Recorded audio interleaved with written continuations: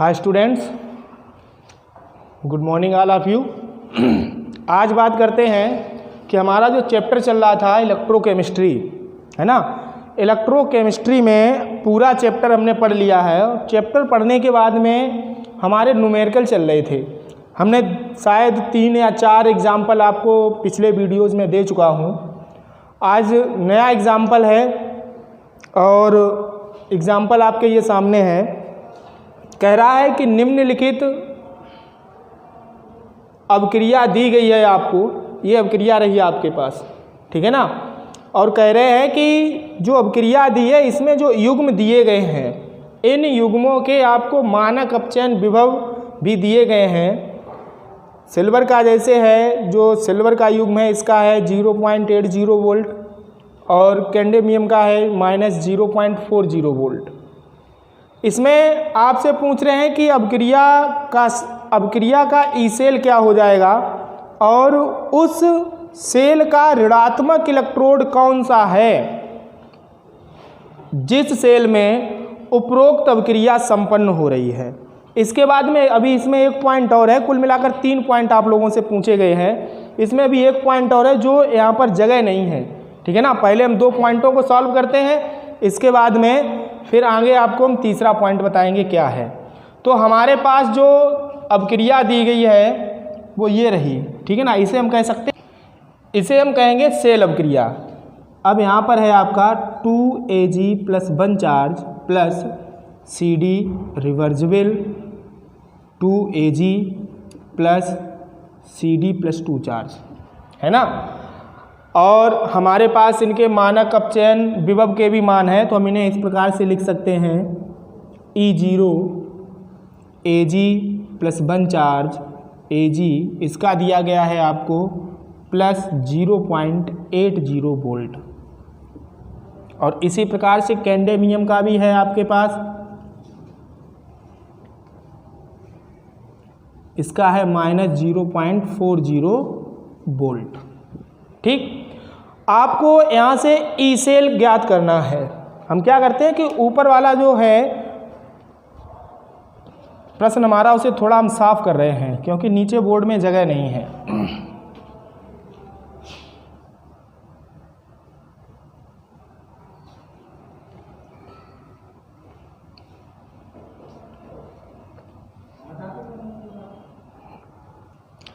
हमें यहाँ पर अभिक्रिया का ई सेल ज्ञात करना है, ठीक है। हमने आपको फार्मूला दिया था ई सेल बराबर ई दायां माइनस ई बायां, ठीक है। ई दायां माइनस ई बायां। अब हम यहाँ से ई सेल का मान ज्ञात कर सकते हैं। अब समस्या ये आती है कि यहाँ पर कौन सा हमारे पास ई दायां है और कौन सा हमारे पास ई बायां है, ठीक है। ई दायां और ई बायां के मान हमें ज्ञात करने हैं यहाँ से। तो हम देख रहे हैं हमारे पास है ई सेल बराबर ई दायां माइनस ई बायां। तो हम सबसे पहले जो हमें सेल अभिक्रिया दी गई है, इस सेल अभिक्रिया से हम सेल का निर्माण कर रहे हैं। अगर हम यहाँ से सेल का निर्माण करने जाएंगे तो हमने आपको बताया था कि सेल का निर्माण करते समय एक चीज़ का ध्यान रखते हैं, जिस पदार्थ का ऑक्सीकरण हो रहा है उसे पहले लिखेंगे और जिसका अपचयन हो रहा है उसे हम बाद में लिखेंगे। अब इस सेल अभिक्रिया में आप देखिएगा, यहाँ पर जो सिल्वर आयन है उसका सिल्वर में अपचयन हो रहा है और जो कैडमियम है, कैडमियम का कैडमियम आयन में ऑक्सीकरण हो रहा है, ठीक है। तो ऑक्सीकरण वाले को हम पहले लिखते हैं, तो हम लिखेंगे CD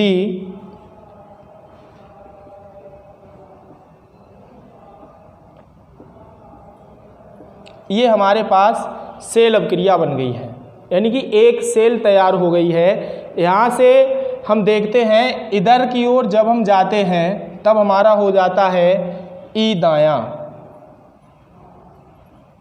और जब इधर की ओर आते हैं तब हमारे पास हो जाता है ई बायां, ठीक है। अब ई दायां के लिए जो सिल्वर का मानक अपचयन विभव आपको दिया गया है, ये हमारा ई दायां हो जाएगा और ये हमारा हो जाएगा ई बायां। हमारे पास ये फार्मूला है, मान रखेंगे तो हो जाएगा ई सेल बराबर प्लस 0.80 माइनस फिर माइनस 0.40। तो ई सेल बराबर हमारे पास हो जाएगा प्लस 0.80 माइनस माइनस प्लस 0.40, यानी कि ई सेल बराबर हमारे पास आ जाएगा प्लस 1.20 वोल्ट। ये आपका सेल विभव या विद्युत वाहक बल निकल कर आया है, ठीक है ना। अगर हमें इस प्रकार से सेल अवक्रिया दी जाती है तो सेल अवक्रिया से हम सबसे पहले सेल का निर्माण कर लेते हैं। अगर डायरेक्ट सेल दे रहा है तब ज़्यादा तकलीफ नहीं होती है, लेकिन जब सेल अवक्रिया दी जाएगी तो वहाँ से हम सबसे पहले सेल का निर्माण करेंगे। सेल का निर्माण करते समय हमने आपसे कहा है कि जिस पदार्थ का ऑक्सीकरण होता है उसे हम पहले लिखेंगे। यहाँ पर देखो जो कैडमियम है इसका ऑक्सीकरण हो रहा है तो हमने इसे यहाँ पर पहले लिखा हुआ है। जो सिल्वर है, सिल्वर का यहाँ पर अपचयन हो रहा है तो हमने इसे बाद में लिखा हुआ है। इस प्रकार से हमारी ये सेल तैयार हो गई है। और ये सेल जो है वो किस प्रकार की सेल हो जाएगी? सेल जो है वो आपकी हो जाएगी गैल्वेनी सेल, और गैल्वेनी सेल में आता है आपका लवण सेतु।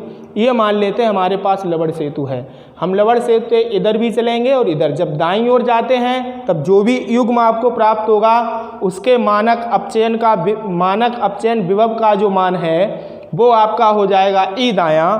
और जब हम दूसरी साइड जाएंगे तब वहाँ पर जो भी आपको युग्म प्राप्त हो रहा है उस युग्म के जो मानक अपचयन विभव का मान है वो आपका हो जाएगा ई बायां। हमारे पास फार्मूला है ई सेल बराबर ई दायां माइनस ई बायां। अब हमारे पास ये फार्मूला हो गया है ई सेल बराबर ई दायां माइनस ई बायां। दोनों के हमारे पास मान हैं, हम दोनों के मान यहाँ पर रखेंगे और यहाँ पर माइनस माइनस आपका हो गया है प्लस, हमने जोड़ दिया है तो हमारे पास सेल विभव निकल कर आया है प्लस 1.20 वोल्ट। ठीक है, ये अवक्रिया का ई सेल क्या होगा आपने ज्ञात कर लिया है। अब बात करते हैं दूसरे पॉइंट की। दूसरे पॉइंट में वो कह रहा है कि उस सेल का ऋणात्मक इलेक्ट्रोड कौन सा है जिस सेल में उपरोक्त अवक्रिया संपन्न होती है। अब अगर ऋणात्मक इलेक्ट्रोड की बात करें, हमने आपको सेल का प्रकार बता दिया है कि जो सेल है वो आपकी किस प्रकार की है, गैल्वेनी सेल। और अगर गैल्वेनी सेल में हम बात करते हैं तो गैल्वेनी सेल में हम दो इलेक्ट्रोडों को अलग अलग पात्रों में या अलग अलग कक्षों में रखते हैं। मान लेते हैं ये आपका सिल्वर का हो गया है इलेक्ट्रोड और ये आपका कैडमियम का है। अब इन दोनों इलेक्ट्रोडों को हम बैटरी से जोड़ेंगे।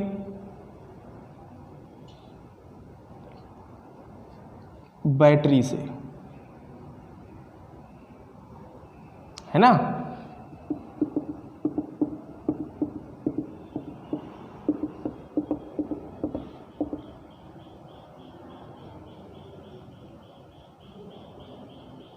इस प्रकार से, ठीक। और ये आपका इसमें हो गया है लवण सेतु, ठीक। और इसमें जो विलयन होगा वो मान लेते हैं आपका सिल्वर क्लोराइड, कोई भी विद्युत अपघट्ट हो सकता है, और इसमें आपका हो जाएगा कैडमियम, ठीक है। अब यहाँ पर हम देखते हैं कि जो गैल्वेनी सेल होती है, गैल्वेनी सेल में जिस इलेक्ट्रोड पर ऑक्सीकरण होता है उस इलेक्ट्रोड को हम कहते हैं एनोड, और जिस पर अपचयन होता है उसे हम कहते हैं कैथोड, ठीक है। गैल्वेनी सेल में जो एनोड होता है, एनोड बैटरी के ऋण सिरे से जुड़ा होता है, और जो कैथोड है वो बैटरी के धन सिरे से जुड़ा होता है। अब यहाँ पर अगर बात की जाए, वो आपसे पूछ रहा है कि उस सेल का ऋणात्मक इलेक्ट्रोड कौन सा है जिस सेल में उपरोक्त अवक्रिया संपन्न होती है। तो हमें यहाँ पर क्या करना है कि हमें गैल्वेनी सेल को याद रखना है कि गैल्वेनी सेल में जो एनोड होता है उस पर ऑक्सीकरण होता है और कैथोड पर अपचयन, ये सभी सेल में होता है। लेकिन गैल्वेनी सेल में एक कंडीशन लग जाती है कि जो गैल्वेनी सेल होती है, गैल्वेनी सेल में जो एनोड है उसे हम बैटरी के ऋण सिरे से जोड़ते हैं और जो कैथोड है उसे बैटरी के धन सिरे से जोड़ते हैं। अब ऑक्सीकरण हो किसका रहा है? जैसे अभी हमने आपको ये सेल अभिक्रिया है, हमने यहाँ पर इसमें आपको बताया था कि जो सिल्वर है उसका अपचयन हो रहा है और जो कैडमियम है उसका ऑक्सीकरण हो रहा है, ठीक है ना।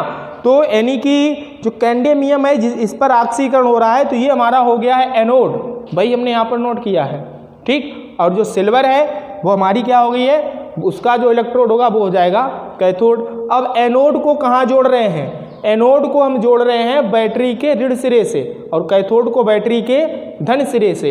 अब कैडमियम जो है वही आपका ऋणात्मक इलेक्ट्रोड हो जाएगा। तो यहाँ पर ऋणात्मक इलेक्ट्रोड आपका कौन सा हो जाएगा? CD electrode.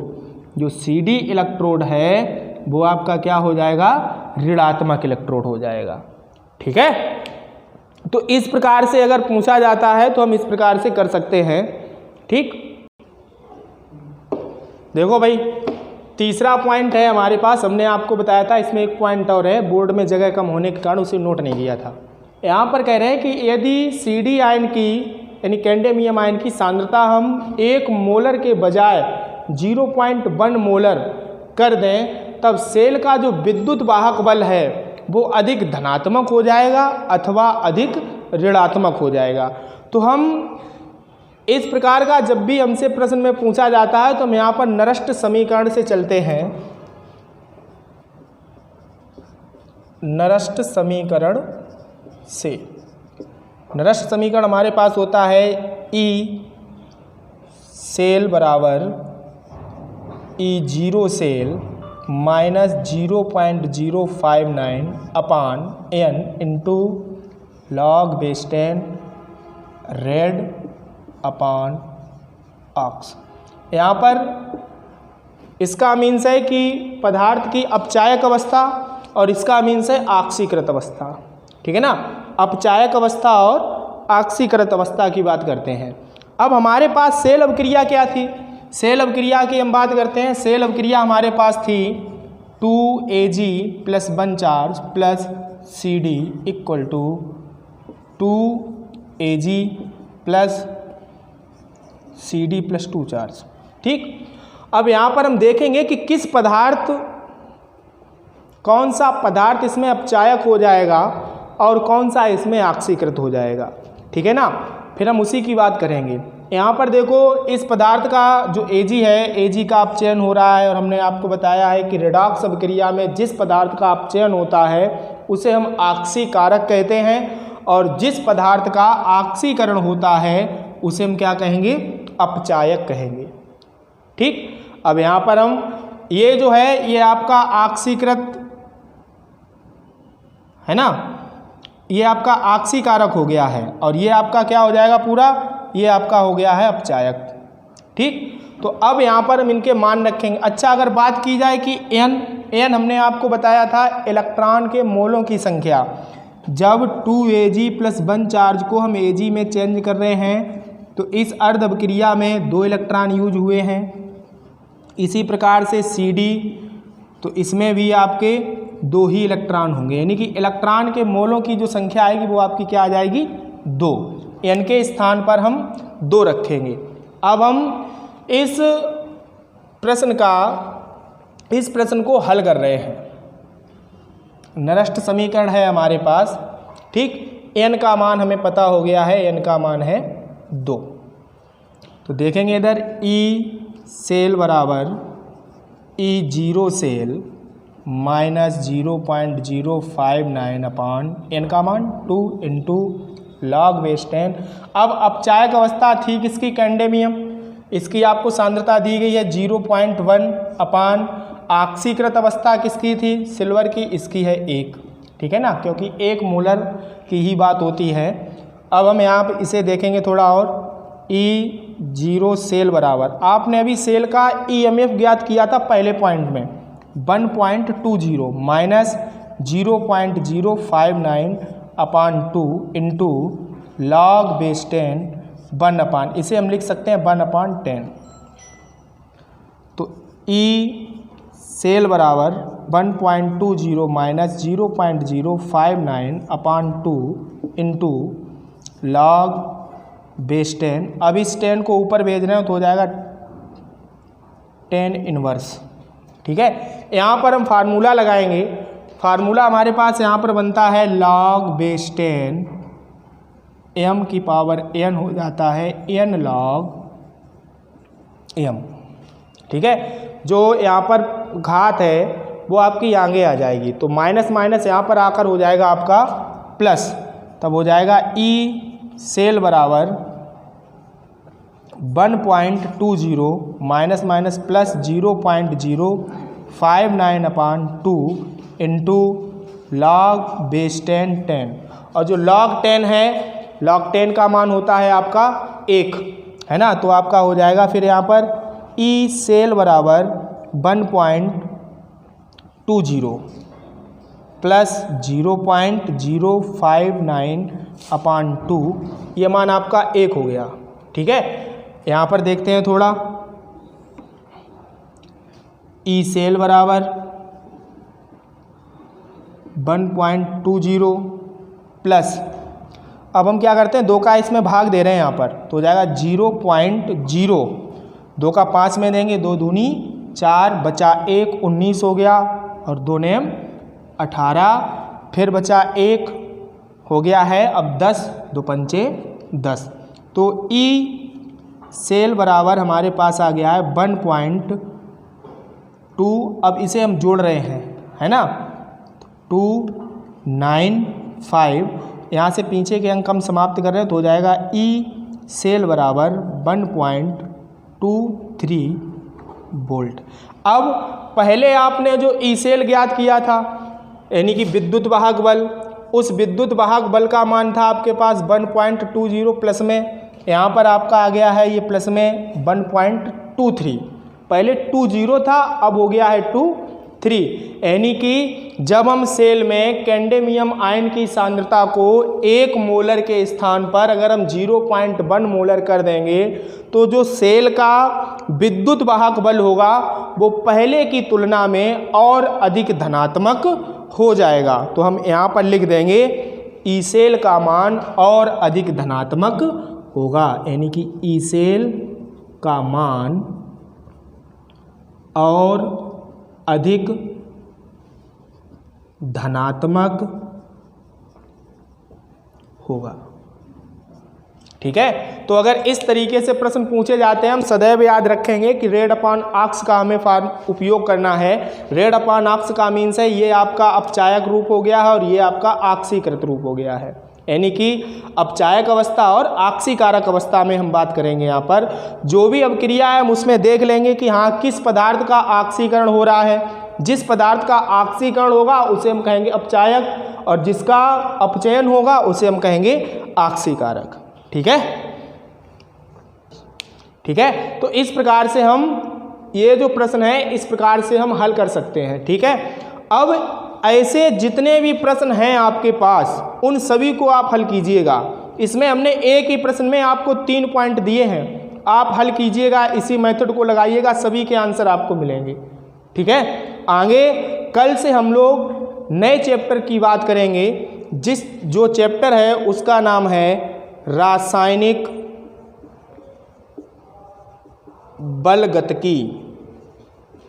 ठीक है, इस चैप्टर से संबंधित जो भी न्यूमेरिकल थे हमने आपको लगभग 6 या 7 दिए हैं, प्रत्येक टाइप से 1-1 या 2-2 दे दिए हैं। ठीक है, फैराडे वाले हैं वो आपके सिलेबस में रहे नहीं, अब विद्युत अपघटन के जो 2 नियम हैं वो आपके सिलेबस में नहीं रहे। तो कल से हमारा जो नया चैप्टर होगा चैप्टर 4, जिसका नाम है रासायनिक बलगतिकी यानी कि केमिकल काइनेटिक्स, कल से हम इसके बारे में बात करेंगे। आज के लिए इतना ही, धन्यवाद।